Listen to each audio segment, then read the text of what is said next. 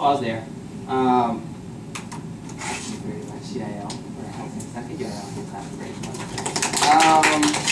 So a couple of quick things. First, clearly, like, you know, we didn't finish the conversation, but I think there are a couple of things that we can hopefully glean from the second piece of this conversation, and we can all come up with like what would have to happen next for this conversation to get to a good place.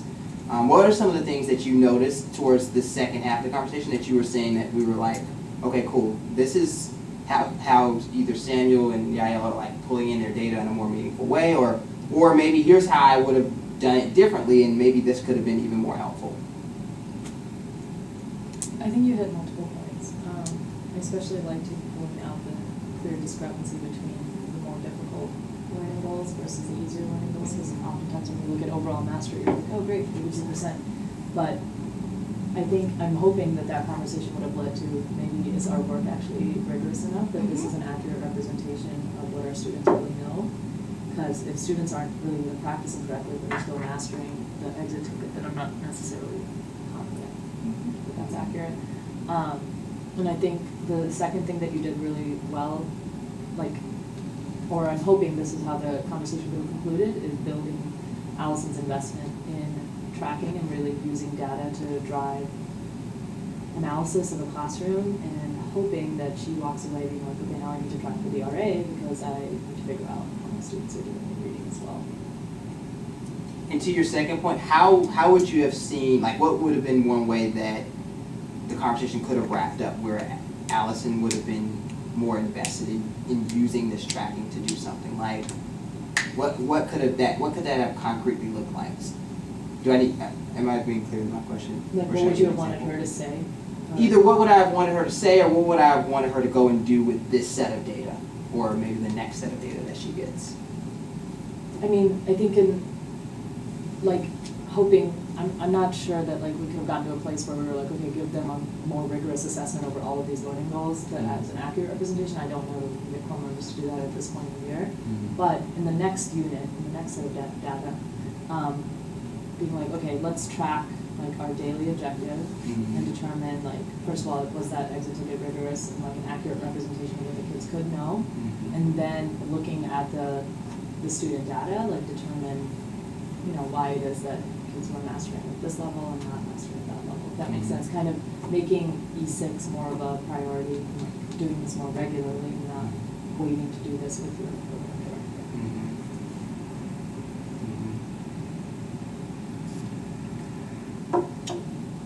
I think another concrete, I think that's a great example. I think another concrete way could be, and she's giving a test next week on word problems, and we spent most of our conversation talking about how she doesn't really know how to teach towards word problems, and she doesn't know how to really assess it in a way that's meaningful, and she connecting it back to what she mentioned at the beginning of the conversation. Maybe part of our skill building from here is building the skill for how do I create an assessment that allows me to gauge whether my kids can solve a word problem and explain their thinking through it, but also helping her to build her skill to teach towards word problems, so that next Friday when we sit down, we're looking at both more representative data of the stuff that is more important to her, and we're having a very similar conversation as what we had today, where we're pulling out individual students or specific pieces of a learning goal that we thought were mastered or not mastered, to the point of building the consistent skill for her, and connecting it to a direct next step. Other thoughts about this conversation and ways that they feel like it is helping Allison to start to build that investment in understanding data and its usage and why it's important, or things that you would have wanted to add to this conversation to make that investment more clear? I think the one thing I would have considered is actually having Allison restate out loud what it is that we did through the process, because oftentimes they'll go with the PD and not really be aware of everything that the PD did to get to that point, and have her concretely state the process.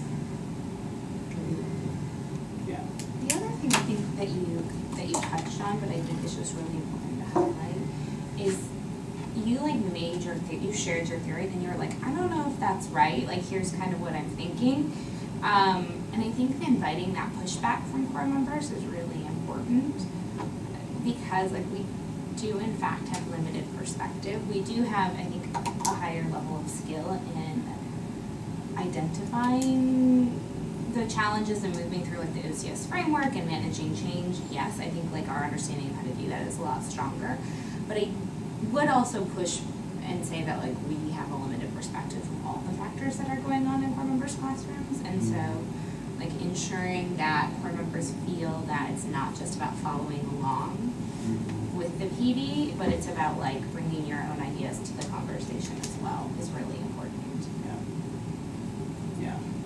I think this is huge, and like honestly, this is where now conversation. And remember, we're talking about conversations in isolation from the spectrum of our work with core members. Like everything is not about making the conversation great. We want to have good conversations with core members, yes, but the conversation is a part of a spectrum of our work with them. Like we've clearly defined the kind of change we want to see. The conversation comes in the execution phase where we're either problem solving with them or maybe we're doing some skill building as well. You know, then there's also the piece of how we're following up with them and monitoring and making sure that the changes are actually happening. So conversations are important in that they get us towards the end result of the changes that we want to see.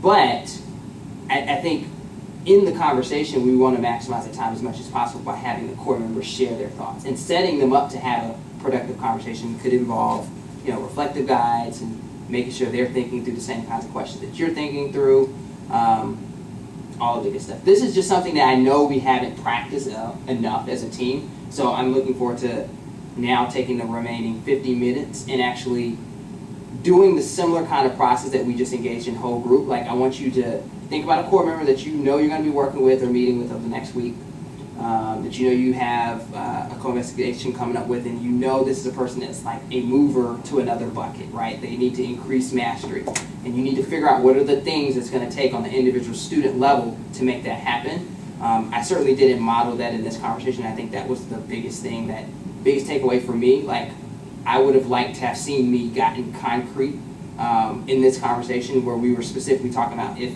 these 5 students are improving on this specific thing, and like we built your skill for this thing to happen, like this is how we're going to see your overall mastery change. I think we need to get to that level of specificity. So I encourage you to do that as you're thinking about your core member example, or maybe to the level of specificity of like these 3 standards, like that I know I'm going to be teaching in the upcoming week, we have to nail, and here's how we're going to nail them. But like get to that level of specificity with the data, because I think it helps.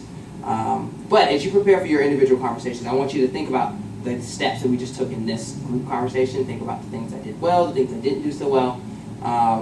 And then we're going to spend, it's 1:12 now, we're going to come back together at 1:45.